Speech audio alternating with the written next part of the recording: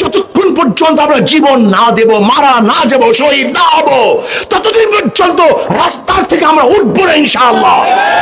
আপনারা আগেই জানেন মুসলমান ধৈর্যশীল, এরা ধৈর্যের বাণী শোনায়, এরা ধৈর্য অনুযায়ী চলে। লেকিন যদি ধৈর্যের সীমা অতিক্রম করে, তা মুসলমান এত মারাত্মক হতে পারে যা চিন্তাও করতে পারবেন না। আপনারা জানেন, যদি আমরা গর্জে উঠি, আন্দোলন সংগ্রাম শুরু করি, রাস্তায় নেমে আসি, গোটা দুনিয়া কোন পরাশক্তি এই জাতিকে রাস্তা থেকে উঠাতে পারে না। এই জাতি সেই জাতি। বিসমিল্লাহির রহমানির রহিম। تعاونوا على البر والتقوى ولا تعاونوا على الإثم والعدوان اللهم صل على محمد وعلى آل محمد। ইসলামী আন্দোলন বাংলাদেশ ঢাকা জেলা শাখা কর্তৃক আয়োজিত আজকে এই সম্মেলনের সম্মানিত সভাপতি, শ্রদ্ধাভাজন ওলামায়ে কেরাম, সর্বস্তরের জনগণ ভাইয়ের আমার, আমরা এখানে কেন সমবেত হয়েছি আপনারা ইতিমধ্যে জেনেছেন। ফরিদপুরের মধুখালীতে আমার দুই শ্রমিক ভাইকে বিনা বিচারে হত্যা করা হয়েছে, নির্মমভাবে হত্যা করা হয়েছে। সারা রাত্র বেঁধে রেখে পিটিয়ে পিটিয়ে হত্যা করা হয়েছে, অনেক লোককে আহত করা হয়েছে। আজকে অনেকদিন হয়ে গেল, মূল হত্যাকারীদেরকে এখনো সরকার অ্যারেস্ট করতে পারে নাই, ব্যর্থ হয়েছে। এর কারণটা কোথায়? বাংলাদেশের মানুষ তো এই জুলুম, অত্যাচার, হত্যার থেকে বাঁচার জন্যই দেশকে স্বাধীন করেছিল। বাংলাদেশের মানুষ নিরাপত্তা অর্জনের জন্যই তো ব্রিটিশের বিরুদ্ধে অস্ত্র ধারণ করেছিল। আমরা কেন ব্রিটিশদের বিরুদ্ধে লড়াই করেছি? কেন? কি কারণটা কি ছিল? ওরা আমাদের উপর জুলুম করে, এই জুলুম থেকে বাঁচার জন্য আমরা ওদের বিরুদ্ধে অস্ত্র ধারণ করেছিলাম, আমাদের স্বাধীনতার জন্য অস্ত্র ধারণ করেছিলাম। হাজারো লক্ষ রক্তের বিনিময়ে, জীবনের বিনিময়ে আমরা দেশকে স্বাধীন করেছিলাম। আবার পাকিস্তানিরা আমাদের অধিকার ফিরিয়ে দেয় না, জুলুম অত্যাচার করে, এর জন্য তাদের বিরুদ্ধে অস্ত্র ধারণ করে আমরা এই দেশটাকে হাজারো লক্ষ মানুষের জীবনের বিনিময়ে স্বাধীন করেছিলাম। আজকেও যদি বাংলাদেশ স্বাধীন হওয়ার পরেও আমাদের জান মালের নিরাপত্তা না থাকে, তাহলে আমরা কি পেলাম? আমরা কি অর্জন করলাম? আমরা কি দেখলাম? না, যেই কারণে আমরা ব্রিটিশ থেকে স্বাধীন হয়েছিলাম, যেই কারণে আমরা পাকিস্তান থেকে আলাদা হয়েছিলাম, সেই স্বাধীনতা আমরা এখনো ভোগ করতে পারি নাই, সে অধিকার এখনো বাস্তবায়ন হয় নাই। আমরা পাকিস্তানের বিরুদ্ধে কি বলেছিলাম? ওরা বৈষম্য করে চাকরি ওরা নেয়, আমাদেরকে চাকরি দেয় না। আমাদের চাল ওরা নিয়ে নেয়, কিন্তু ওরা কম দামে খায়, আমরা বেশি দামে খাই। আমাদের দেশের কাগজের মিল, কিন্তু এখান থেকে নিয়ে ওখানে সিল দিয়ে ওরা কম দামে কেনে আর আমাদের ছাত্রদেরকে বেশি দামে বিক্রি করে। এই সমস্ত কথা বলেই তো আমরা পাকিস্তান থেকে আলাদা হয়েছিলাম। কিন্তু এখন আমি প্রশ্ন করি, চাকরি কাদের? এদেশের জনগণের না আওয়ামী লীগের? জনগণের তো চাকরি নয়, আওয়ামী লীগের চাকরি। এদেশ পেট পুড়িয়ে কারা খায়? জনগণ খায় না আওয়ামী লীগ খায়?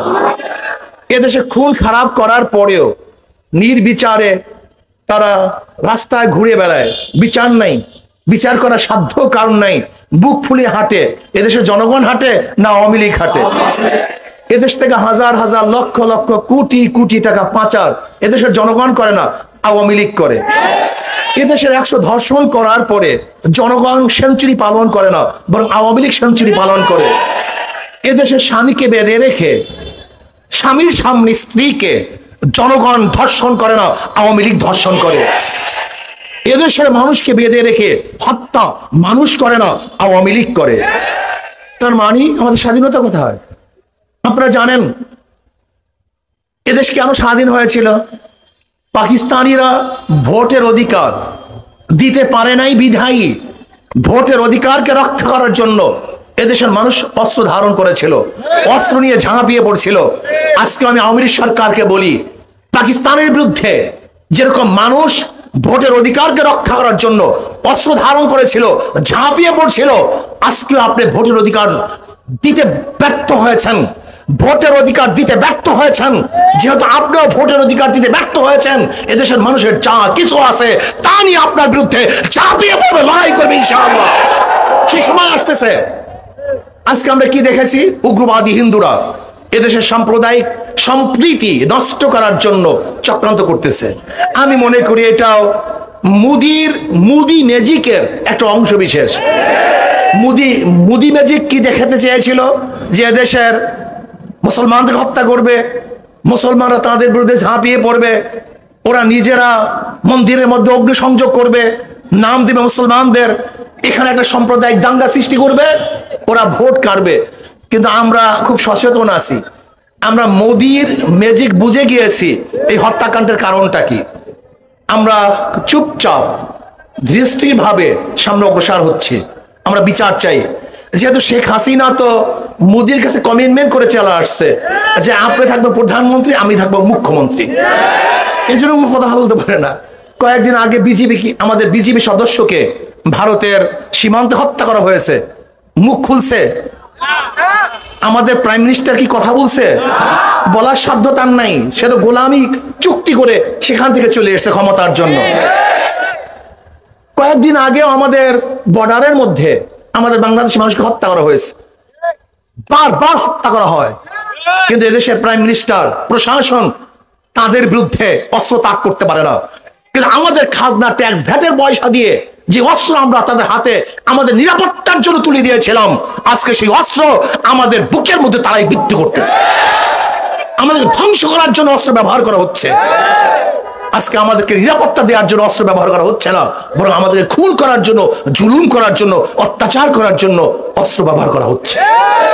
কাজে আসুন, মধুখালীতে যে হত্যা হয়েছে, এই হত্যার বিচার করতেই হবে।